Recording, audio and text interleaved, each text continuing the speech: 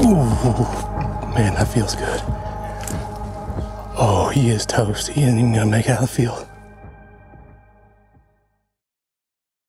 From an early age, I've always gravitated towards the outdoors, whether that be water skiing, fishing, just literally anything in the outdoors. And at a young age, obviously those things mean different things to you. And as you mature and grow, you just start to appreciate, you know, being immersed in nature and watching the sunrise from a tree and watching the world, you know, wake up around you, being close to animals and being in their element without them even having a clue that you're there.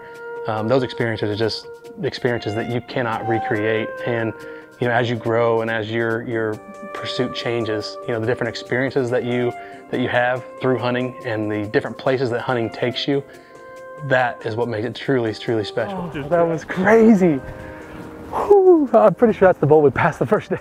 As a kid growing up, we were constantly surrounded with all these stimuluses, and whether it be school or sports, there's all these new things to try. And I think deep down inside, you know, every boy, the child looking up to his dad, just wants to be like dad. And so naturally, I grew up watching my dad go on some different hunts and bring back deer and kind of sharing in the excitement with him.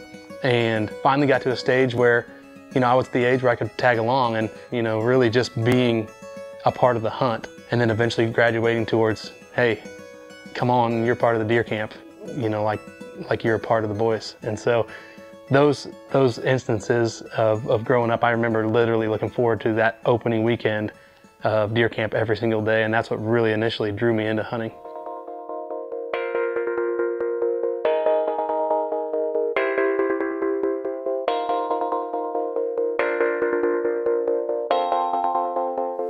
Heartland Bowhunter is a family of bow hunters documenting the ups, the downs, the excitement, and all-around lifestyle of bow hunting, focused not only on bow hunting, but the story behind it.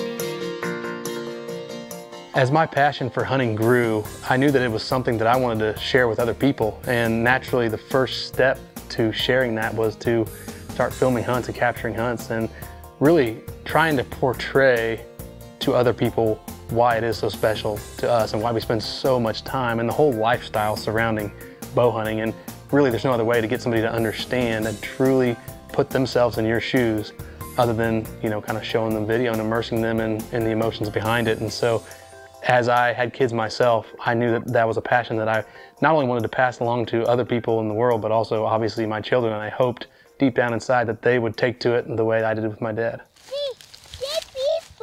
Is there a big buck over there? No way. I'm coming. Whoa. Watch your feet. Whoa. What do you think of that big buck? It is a big buck. Hey, Camden, is it a little buck? No. No, it's not. It's a big buck.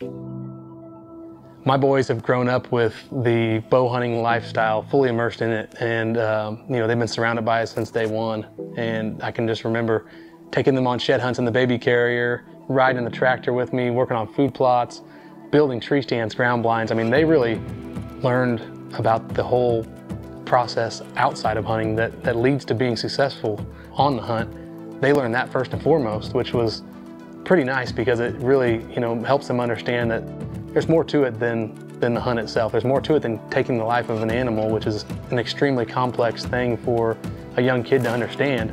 But at the end of the day, I think they realize that meat doesn't come from the grocery store. That's not where meat originates. And having that wild venison available for us from the beginning to the end, they realize that, you know, it's pretty special.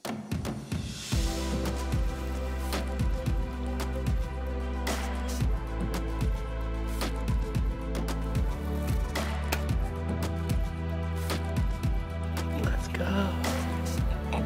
How awesome was that? 30 yards. gonna be eating some lots of food tonight. Gonna eat some food tonight? You gonna be eating backstraps tonight? Maybe. I see it. Hey, you're my lucky charm. I saw it go way down there, so I bet it's down there. Yeah, she won't go very far. So starting out, getting my kids involved on the hunting side of things, I really wanted them to tag along on hunts with me so they could kind of be the test, kind of similar to what I did with my dad, and really see, you know, that they could be prepared, be quiet, move at the right time, things that took me years and years to learn, true trial and error as a teenager. I was hoping to kind of help them understand that getting into it. And then, of course, when it came time for them to be the one releasing the arrow themselves. Shot, buddy. You smoked him. What just happened? I shot my first deer. Dude, give me. Yes, let's go. What is that, dude? My first deer. Your first deer is a big old buck. I mean, we practiced and practiced and studied the anatomy of deer and really when to shoot, when not to shoot, and I just tried to instill them with that information so that when the opportunity did present itself, that they would be able to capitalize on it. My deer! 1, 2, 3, 4, 5, 6, 7, 8, and 9. Wait, what about this one? Yeah, we're not counting all these little bumps. No. Yeah, you can count whatever you want. We both had. Dada, can you take a picture with me? I would love to. When it comes to handling the meat after the harvest, it's one of the most crucial processes, and I think if you've been around the hunting community or people that deer hunt, I think you've encountered people that say, oh, I don't like deer meat, I'm not a fan of deer meat, and most of the time it's because it hasn't been, number one, handled properly, and number two, prepared properly.